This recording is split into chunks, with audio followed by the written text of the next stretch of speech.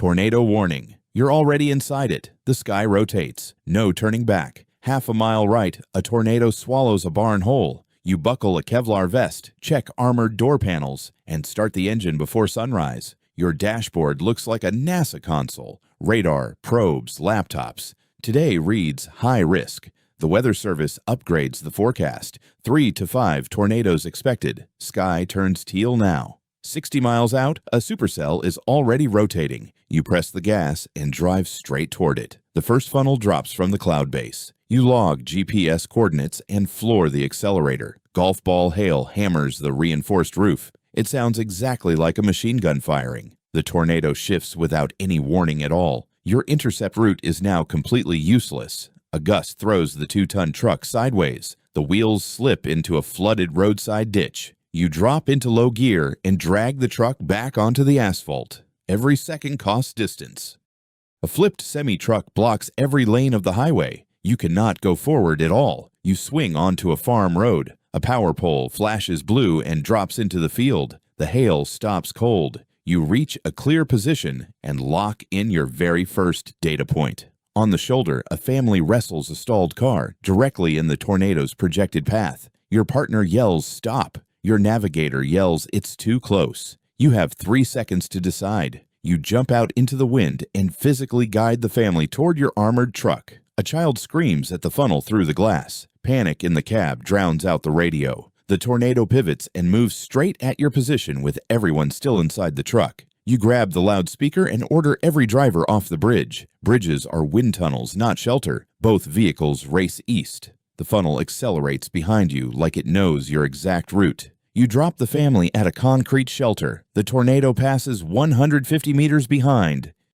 The radar overheats and dies. The screens go dark one by one, like dominoes falling. You reach under the dash at full speed and reconnect the power cables by touch alone. A chunk of roofing shears off the external anemometer. Wind speed readings vanish from screens.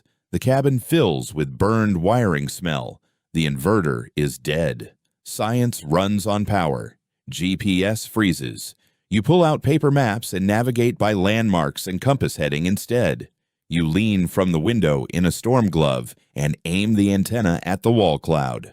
Signal returns in bursts. On radar, a second rotation is forming 20 miles to the south. You switch to voice recorder. If screens die again, the data still lives on the audio tape. The landscape vanishes into a white wall of dust, rain, and debris. You drive from memory. Your ears pop hard. That pressure drop means the funnel is less than 1 mile out. The wind flips 180 degrees and slams the truck sideways. You fight the wheel. You hit the hydraulic ground anchor. The truck body drops and locks itself to the road surface. Downed power lines cross the road, sparking in the rain. You weave between them at full speed. A flash flood pushes across the road. You hit it at speed and punch straight through. The frame vibrates from infrasound, frequencies you feel deep in your chest but cannot hear. 3 funnels merge into one massive wedge tornado. The storm just tripled its destructive power. Your only escape route is gone. The creek jumped its banks and swallowed the road completely. You spread the paper map on your knees. You're inside the capture zone with no exit. You go through the field. The wheels spin and throw walls of black mud in every direction. Fuel hits the red zone. The only station has no power. The storm knocked it completely out. You grab reserve cans and fuel up in the rain with a tornado 2 miles behind you. You find an old farm track only on the paper map. Digital GPS never knew it existed. The tornado hits 60 miles per hour. Your intercept window slams completely and finally shut. You swing south and chase from the flank. Riskier angle, but it keeps the data collection alive. The radio crackles. A school bus has stalled in a field between you and the tornado. Lightning lights up the field. You see the bus, a driver and 2 kids inside. You jump out. Wind knocks you flat. You crawl across the ground toward the bus door. You get them moving to the armored truck. Every second here is a calculation you cannot lose. Flying debris hits your partner across the arm. You wrap it fast inside the moving truck. The overloaded truck steers like a boat now. One wrong move, and you roll. Hold the line. The main vortex jumps the hill and lands 200 meters away. Science just became survival. Pressure drops at record speed. The instruments show readings you have never seen before now. The funnel wall covers the full horizon. Daylight turns to total darkness in under 10 seconds. A road sign punches through the outer layer of the side window. The armored glass holds. Your team splits on what to do. You end the argument in 3 words. Follow my lead. You hit the probe launch. The last instrument pod fires directly into the tornado's base. The probe transmits from inside the vortex for 40 seconds. Every reading jumps off the scale. The truck slides toward the vortex. You fire the winch cable into a concrete barrier block. The cable screams under tension, the only thing keeping the truck on the ground right now. The vortex shifts a fraction. You cut the winch and punch north through the last storm gap. The National Weather Service sends an emergency alert. Every radio channel fills with new coordinates. Base control reads a safe corridor. The voice is calm. That calm is trained, not natural. A second chase unit takes the southern flank. 2 teams now cover both tornadoes simultaneously.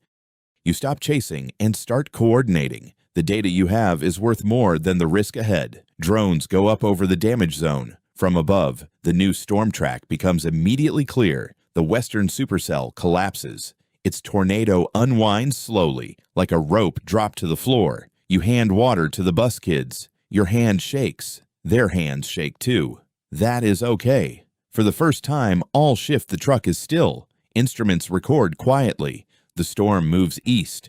The tornado lifts off the ground, and the town comes into view. You drive in slowly. Houses are reduced to foundations. People crawl from basements and blink into the sudden quiet. Your team searches through the debris. 40 homes destroyed, no fatalities. Sirens fill every street. You hand the bus kids to the paramedics. Then you stare at your hands on the wheel. You send the data to the university server. 4 minutes to upload. You watch the progress bar. You pull the memory card from the recorder.